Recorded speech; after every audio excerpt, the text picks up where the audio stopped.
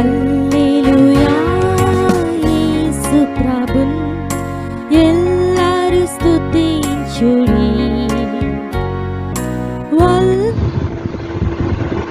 Praise the lord. దేవునికి స్తోత్రము కలుగును గాక. దేవుని యొక్క మహాకృపను బట్టి 4 నెలలు మన మీదుగా దక్కించబడి 5వ నెలలో చేరాం. ఈ 5వ నెల మొదటి దినం కూడా గతించింది. 2వ దినంలోనికి వచ్చాం. 2026 సంవత్సరంలో దాదాపు 121 దినాలు ప్రభువారు మనల్ని కాపాడారు. ఈ 122వ దినంలో ఆయన మనం తెచ్చారు. కాబట్టి ఆయన పాదం ఎదుట సాగిలపడి ఆయనను స్తోత్రించి ఆరాధించి గణపరచబద్దులమై ఉన్నాం. చేరువచ్చిన ప్రియులందరికీ కూడా ప్రభువైన యేసుక్రీస్తు వారి ప్రశస్తమైన నామములో వందనములు తెలియజేస్తూ ఉన్నాను. దైవ గ్రంథం బైబిల్ నుండి సామెతల గ్రంథం 21వ అధ్యాయం 1వ వచనాన్ని చదువుతున్నాం. యెహోవా చేతిలో రాజు హృదయము నీటి కాలువల వలె ఉంది. ఆయన తన చిత్తమును చొప్పున దాని తిండు. దేవుని యొక్క వాక్యంలో మనం చూస్తుంటే దేవుడు సర్వాధికారి, సర్వోన్నతుడు, సర్వశక్తిమంతుడు, సర్వము పైన అధికారము కలిగిన వాడని ఈ వాక్య భాగం మనకు తెలియజేస్తుంది. ఈ భూమి మీద దేశాన్ని పరిపాలించేవారు, రాష్ట్రాలను పరిపాలించేవారు, జిల్లాలను పరిపాలించేవారు, మండలాలను, గ్రామాలను పరిపాలించేవారు కూడా ఉన్నారు. అయితే వీరందరూ కూడా దేవుని చేతిలో ఉన్నవారు. అందుకే దైవ గ్రంథం బైబిల్ చెబుతుంది, ప్రభువైన యేసుక్రీస్తు వారు రాజులకు రాజు, ప్రభువులకు ప్రభు, భూపతులకు అధిపతి అనే సెలవిస్తుంది.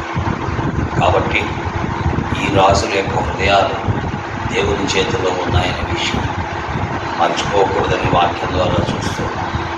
అందుకే నేను భయపడి యెహోవా చేతిలో రాజు హృదయము నీటి కాలువల వలె ఉంది. కాబట్టి ఆయన చేతిలో రాజులు ఉన్నారు, అధికారులు ఉన్నారు. మరి కాబట్టి మనము భయం కలిగి ఉండాలి. మనము దేవుని చేతిలో ఉన్నామని, మనం చేసే కార్యాలను దేవుడు చూస్తున్నాడని గ్రహించి మనం ముందుకు సాగిపోవలసిన వారము ఉన్నాం. ఆయన తన చిత్తవృత్తి చొప్పున సమస్తమును ఆయన తన చిత్తవృత్తి చొప్పున దాన్ని తిప్పుతాడని రాయబడింది. రాజులు శాసనాలు గుర్తిస్తారు, కానీ శాసనాలను మార్చేవాడు యేసు ప్రభువే.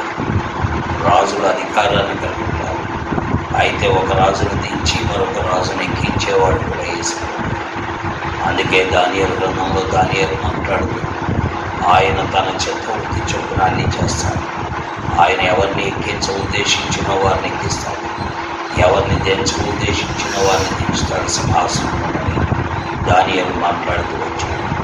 కాబట్టి పిల్లారా, ఆయన చేతిలో అధికారాలు ఉన్నాయి. ఆయన పైన అన్ని అధికారాల పైన అధికారి ఎవరంటే ప్రభువైన యేసుక్రీస్తు. ఈ విషయాన్ని రోమపత్రిక 11వ అధ్యాయంలో కూడా మనం చదువుతాం.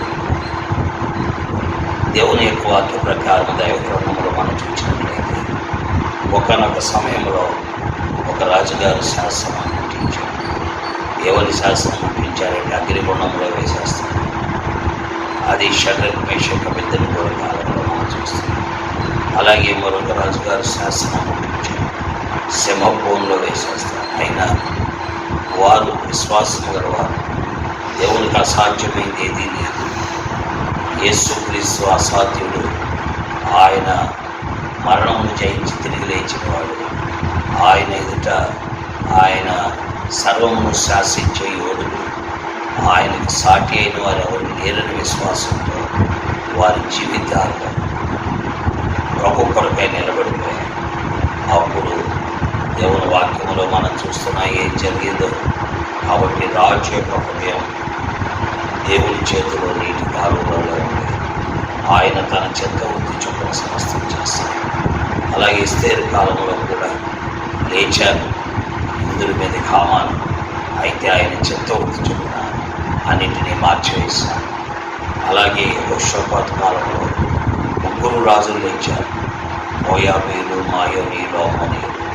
అయితే ఆయన తన చిత్తవృత్తి చొప్పున అన్నిటినీ మార్చివేశారు. కాబట్టి మనము ఆయన చేతిలో ఉన్నామని, ఆయన అధికారం కింద ఉన్నామని భయం కలిగి ఈనాడు మనము కలిగి ఉన్న విద్య, ఉద్యోగము, ఆస్తి, అంతస్తు, మన జ్ఞానము, మన తెలివితేటలు అన్నీ ఆయన చేతిలో ఉన్నాయని ఎరిగి మనం ఆయన్ని నమ్ముకోవాల్సిన, ఆయన పైన ఆధారపడవలసిన.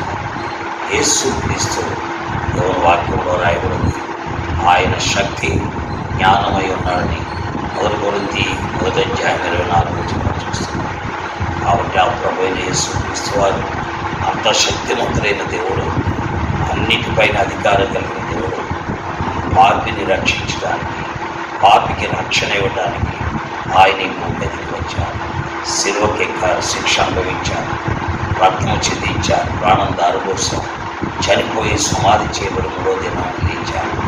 ఆ శక్తివంతుడైన క్రీస్తు ప్రభు మరణం పైన అధికారం కలిగినవాడు, సమాధి పైన అధికారం కలిగినవాడు. కాబట్టి ఆయన యందు విశ్వాసం ఉంచి మన జీవితాలను బాగు చేసుకుంటాం. మనము ఆయనను వెంబడిద్దాం, ఆయన అన్నిటిపైన అధికారాన్ని నమ్ముదాం, ఆయన చిత్తవృత్తి చొప్పున సమస్తం చేస్తాడని విశ్వసిద్దాం. అలాగను ప్రభుని వెంబడిద్దాం. ప్రభు తన వాక్యమును మనపై ప్రోత్సహించి ఆయన యందు విశ్వాసం ఇచ్చి వెంబడించినట్లు సహాయం చేయను. ఆమేన్. ప్రేమ కలిగిన మా తండ్రి, పరిశుద్ధుడైన మా దేవా, నీ వాక్యం సామెతలు 21 చెప్తున్నారు. మీరు మా మధ్యకు తెచ్చిన మాటలను బట్టి మేము స్తుతిస్తున్నాం. నీ మాటలు ముద్రించాను, మా హృదయాల్లో నీ ఎడమ విశ్వాసం, నీ అసమానత్వాన్ని, నీ యొక్క తండ్రి తిరుగులేని శక్తిని నమ్మి విశ్వసించి సాగిపోవడం సహాయం. వాక్యమును ముద్రించండి. మహిమ పొందని వినివారందరికీ జ్ఞానోదయం కలిగి యేసు నామములో ప్రార్థిస్తున్నాం తండ్రి. ఆమేన్. తండ్రి, కుమార, పరిశుద్ధాత్మ నీ యొక్క దేవుని సహాయం అందరికీ తోడై ఉన్నదాకా. ఆమేన్. ప్రైజ్లాడండి. దేవుడు మిమ్మల్ని దీవించి ఆశీర్వదించింది. దేవుని స్తుతించుడి, హృదయమును వెలిగించిన యేసుని స్తుతించుడి.